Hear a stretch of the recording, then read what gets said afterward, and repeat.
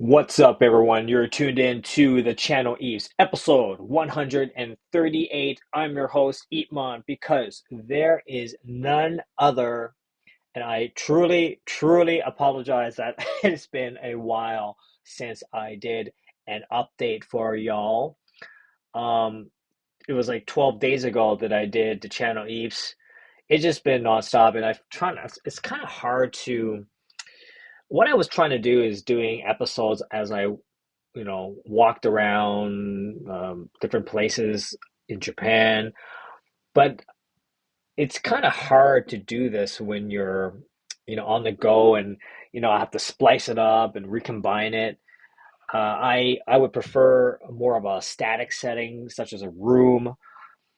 And sometimes I'm out so late that I just couldn't um, get an episode in. So I figured, you know what, I'm just gonna just do what I gotta do in Japan, and then do a full data dump update. So, so much things has happened since these 12 days. I am still in Japan. You see, right now I'm in Osaka. I've been here in the Kansai region for about just about a week now.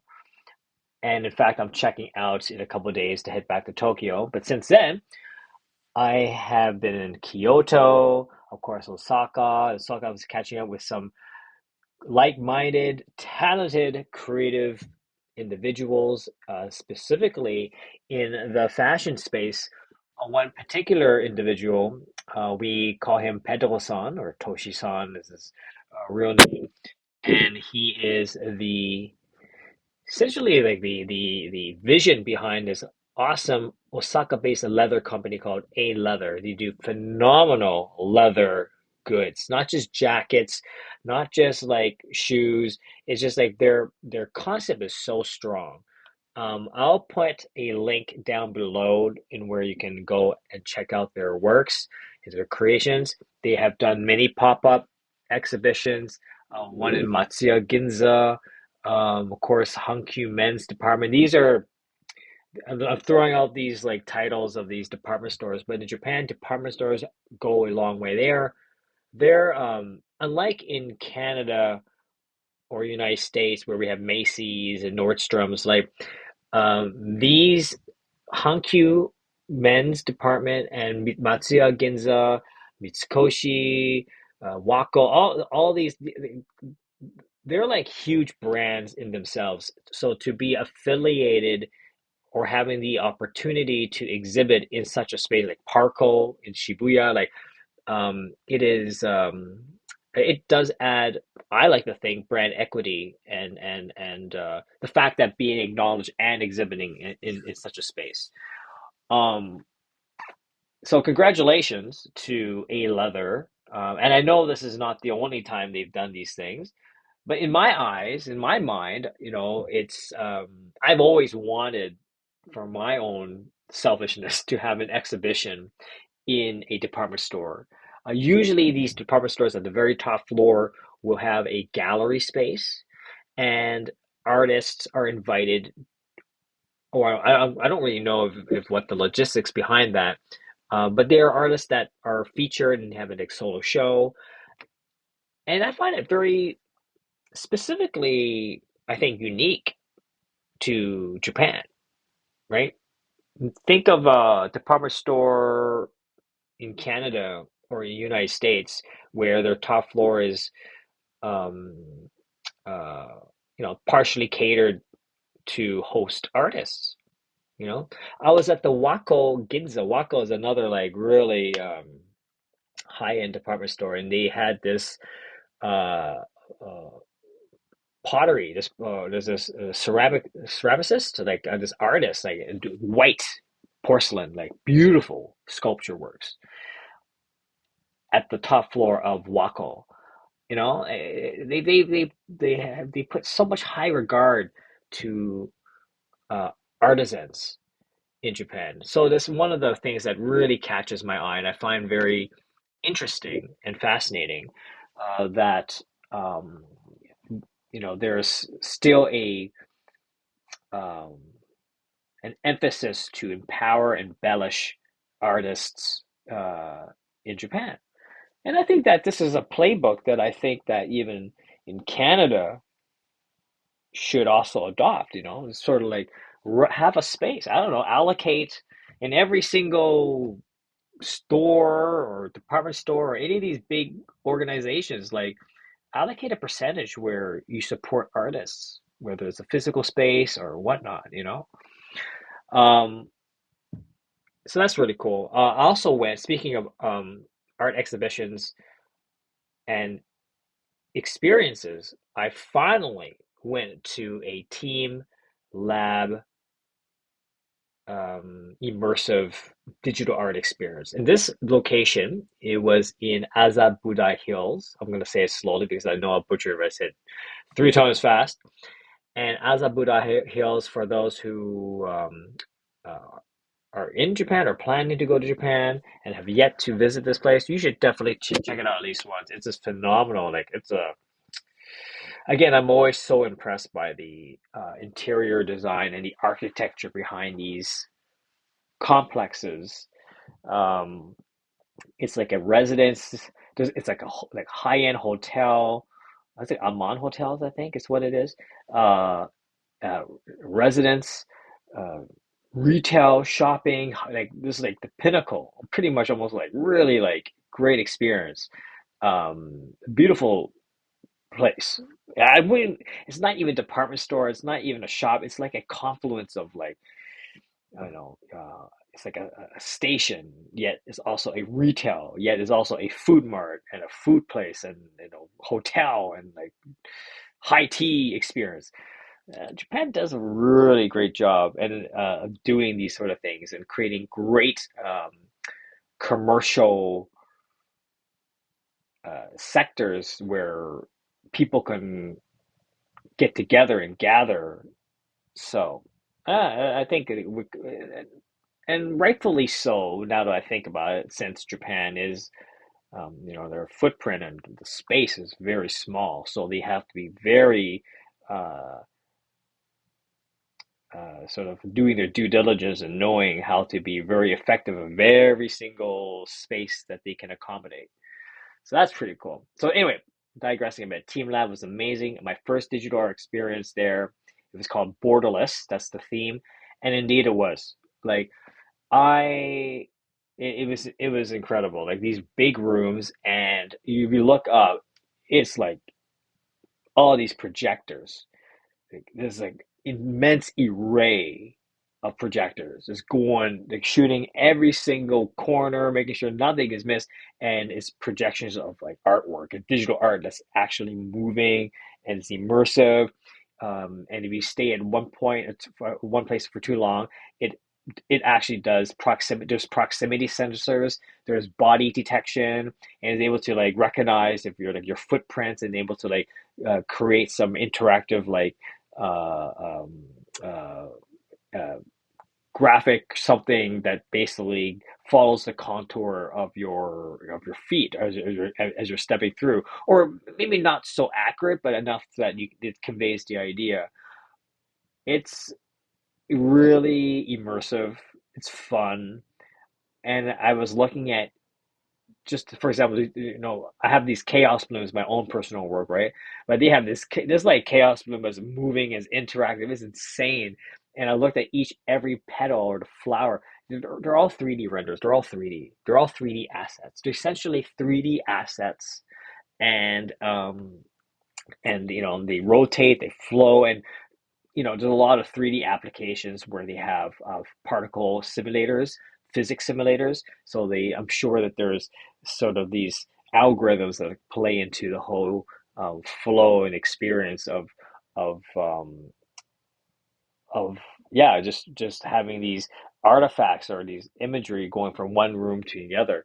Now, I mean, by no means I'm simplifying like this like crazy, because I'm sure the technical component behind this is extremely sophisticated. Because don't forget, like there's many rooms, many projectors, sensors, and for one piece of, let's say, there's these like butterflies, for example. They're like they're like moving around, right? But they don't stay in one spot. They actually, you follow it. It goes from one room to another to another. So you got to think about how are these projectors communicating with themselves, right? How are they communicating with themselves? And there got to be multiple computers that are talking to each other, right? There's got to be a server farm somewhere. This place is huge. So in order to accommodate all these projectors, there has to be several central core servers that are just like constantly communicating with each other.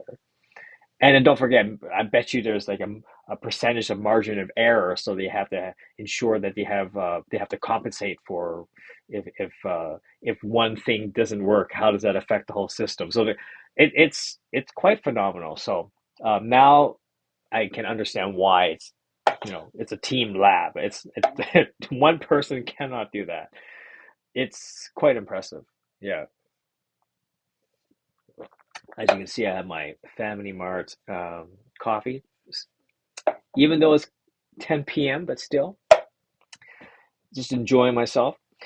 So that was great. And for me, of course, inspiring. And I know I was very pleased. I mean, I in my mind's eye, I had an idea, an expectation of what it would be, and what I would walk out knowing and learning without even entering the space.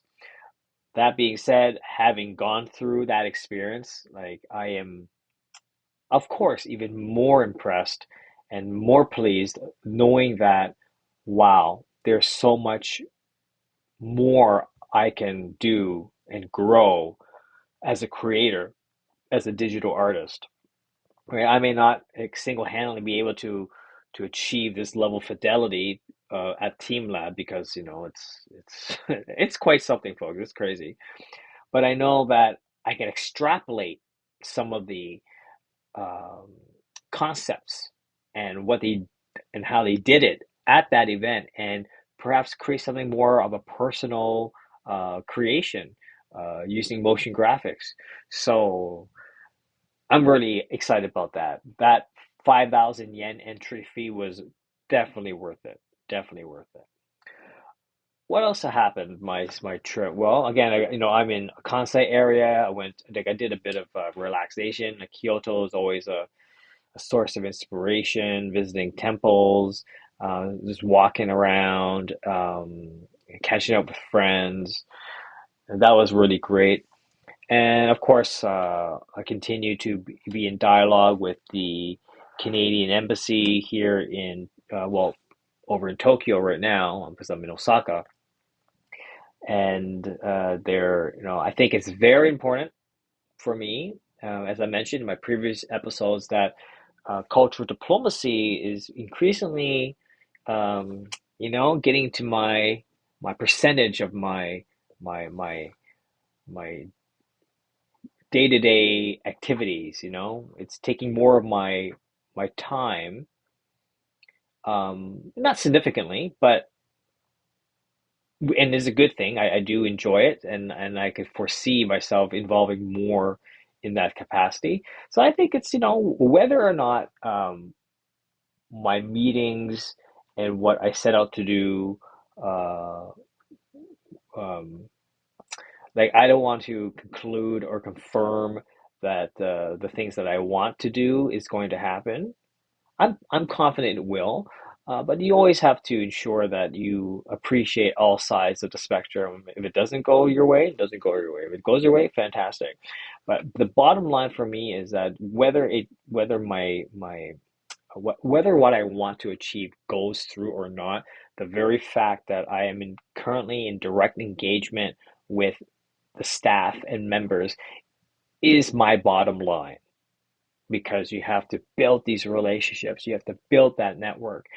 Um, not I you know Not many people may totally understand why that is and why I make the effort and make the trouble to go out on my own means to meet people, even if there's no business opportunity. That is not the point. You gotta think bigger than that. It's not just about business. Okay, it's about people to people engagement. I'm here. I came all the way from Canada and I want to have a conversation, whether or not something comes out of it or not. But the fact that I'm here is symbolically means that I am thinking about you, I have your attention, and let's have a conversation. That's all. No big deal. But I find that there's some people who think that, oh, unless you have a business proposal, unless you have something concrete, then then um, that calls for a meeting. This type of mentality and thinking needs to change. You know, I, I'm kind of tired of hearing, oh, unless you have a business proposal. I'm like, no, you don't. We're like all freaking human beings. We're social animals. Why do we need to have a business freaking layer to be the conductor of a conversation? No, that's not what networking is. Networking is really going out. I'm here. I came all the way here to have a conversation and to just, reconnect, resync, exchange notes. What's wrong with that? So I find that a little bit of a pet peeve of mine. That should uh, not everything, not everything needs to be totally revolving around, business. But building a relationship is far more important, far more important. That comes first, actually, quite frankly. Building relationships and having the social engagement, I think that comes first. Now, so that's at least what I think. But people are just too stuck up with this whole like idea of like unless there's a real reason to meet, like fuck off, right? Give me a break, guys. Stupid. Anyway, um, I kind of ranted there because it has been bugging me a bit. But hey, we all live and learn. This is how we grow. But I'm just speaking my mind. Usually I don't say this in public, but I am now because this is the Channel East. I see what the hell I want. This is my channel. But yeah, so that's good.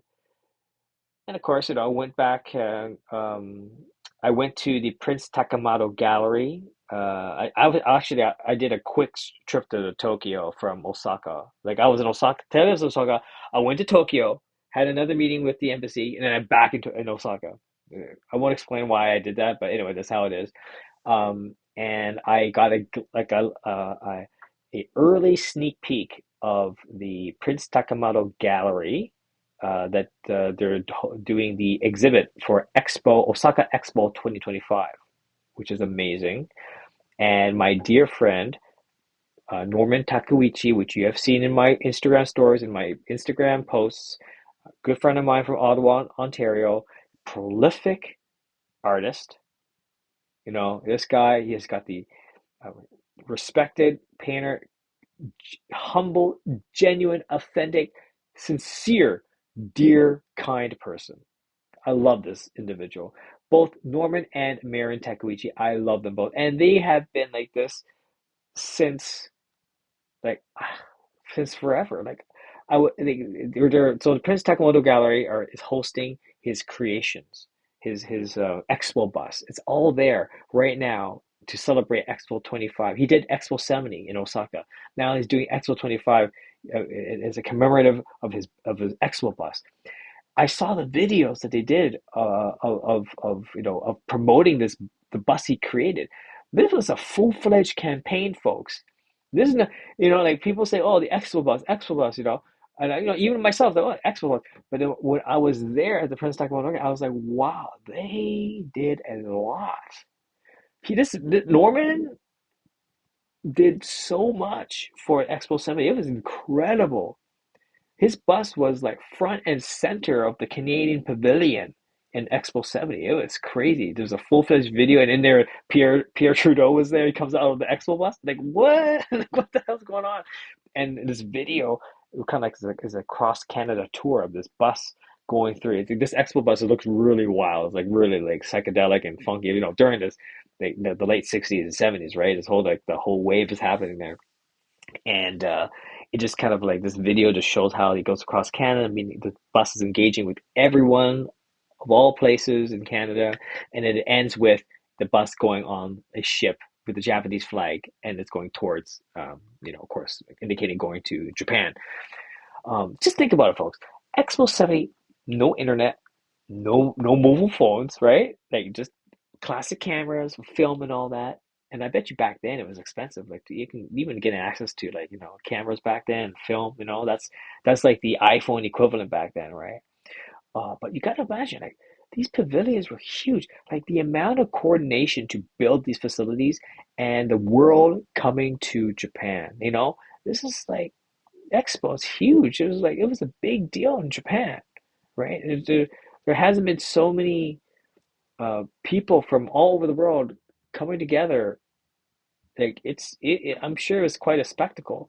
But in order to construct these huge pavilions, how did they exchange? You got to wonder, how do they communicate? I guess by phone. I guess by phone call, mail, like mail letters. Did they even have fax back then? No, they don't. And even if it was telephone, can you imagine how expensive these conversations would have been? Well, you got to think about it, like how fortunate we are living in this digital age with tools available at our disposal. Back then, they didn't have any of that. That's crazy. Anyway, suffice to say, Norman and Marion were front and center in this exhibition, and in fact, there was a video of the Emperor of Japan, where like I think it was I think this video was taken from Library Archives Canada, and the video of the Emperor of Japan, and he was walking. You can see it. I have the video here. I don't know if you can see it. Here we go. It's the Emperor of Japan. Yeah. So like Emperor Chan of Hirohito, the emperor, walking through, and then you see this person with these glasses. See the person with the the sunglasses? That's Marin Takeuchi.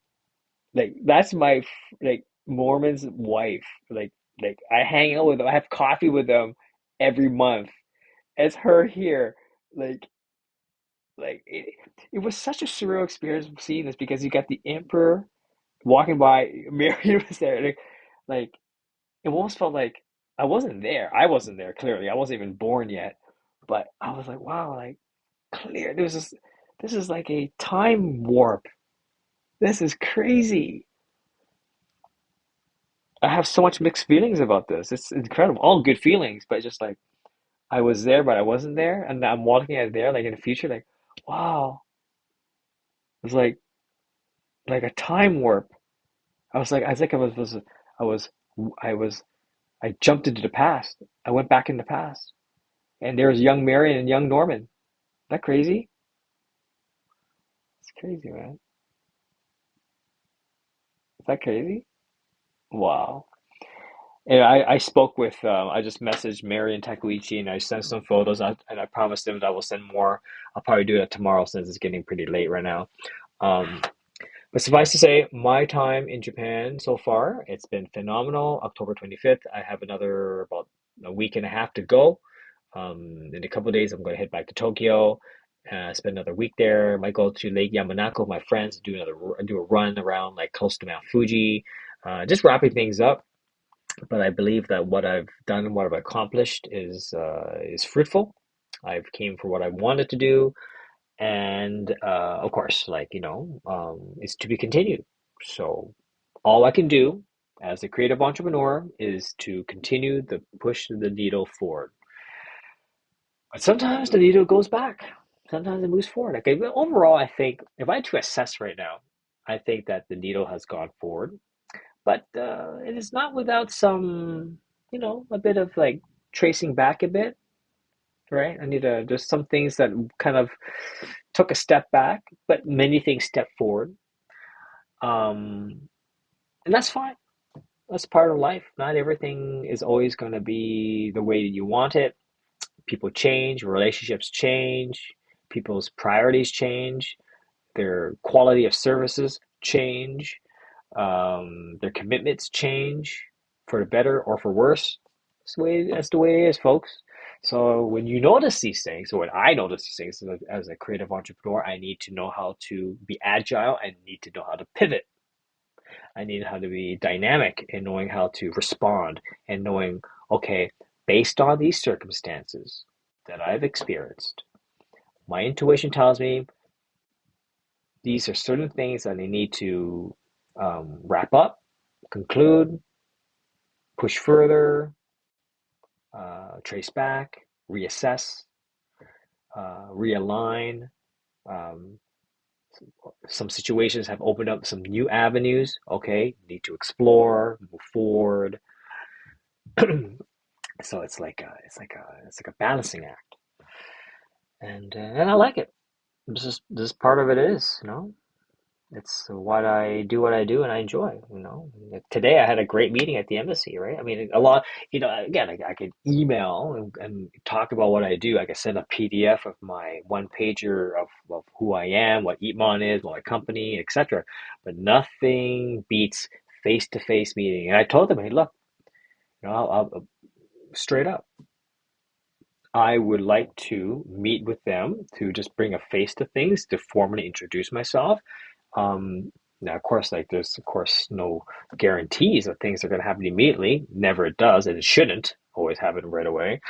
But these are, if you want to establish these relationships, the connectivity between people, these are the necessary steps to engage, meet, get to know each other, and move on and see what the next steps are.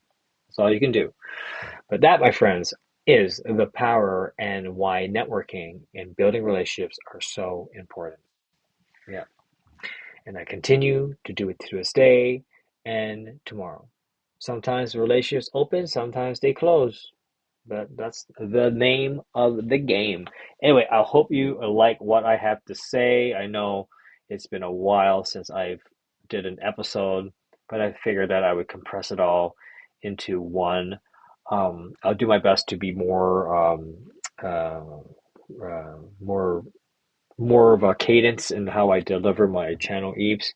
But yeah, but at the same time, I don't want to be too loud too, because like I know this is a hotel and all that. That some people it's a very quiet hotel, very respectful, and I think these walls are soundproof and everything. But you can never be too sure. And I just want to make sure that I don't disturb my neighbors and all that.